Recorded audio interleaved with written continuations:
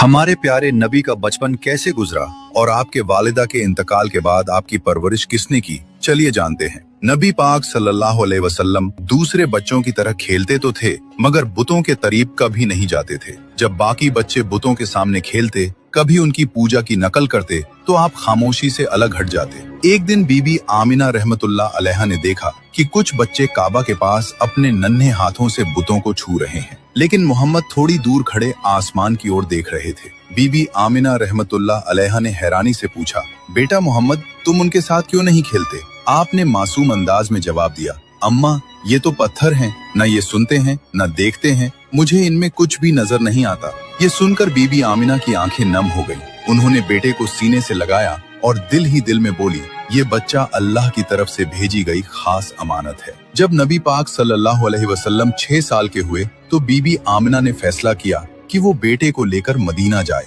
ताकि छोटे मोहम्मद अपने वालिद की कब्र की जियारत कर ले। आप दोनों काफिले के साथ मदीना के लिए चल दिए। सफर आसान नहीं था, रेगिस्तान की तपती धूप, ऊंटों की सवारी और लंबी दूरी, मगर नन्हे मोहम्मद की आंखों में अजीब सा सब्र और हौसला था। वे मदीना में तकरीबन 1 महीने ठहरे। रिश्तेदारों से मुलाकात हुई। जब वालिद के कब्र पर पहुंचे तो बीबी आमिना ने कहा, बेटा, यही तुम्हारे वालिद की कब्र है, वो तुमसे बहुत मोहब्बत करते थे। हुजूर सल्लल्लाहु अलैहि वसल्लम खामोशी से कब्र के पास खड़े रहे। मासूम आंखों से आंसू बहते रहे मगर जुबान से कोई लफ्ज न निकला। मदीना से वापसी पर काफिला अबवा नाम की जगह पहुंचा। वहीं अचानक बीबी आमिना रहमतुल्लाह बीमार पड़ गई। बीमारी इतनी बढ़ गई कि चलना फिरना भी मुश्किल हो गया। उन्होंने अपने बेटे को सीने से लगाया और कहा, बेटा मोहम्मद, शायद अब मैं तुम्हारे साथ न रह सकूं, मगर याद रखना, तुम अकेले नहीं हो, अल्लाह तुम्हारे साथ है। तुम्हें वो जिम्मेदारी मिलेगी जो दुनिया में आज तक किसी और को नहीं मिली। 6 साल के छोटे मोहम्मद सल्लल्लाहु अलैहि वसल्लम की आंखों से आंसू बह रहे थे।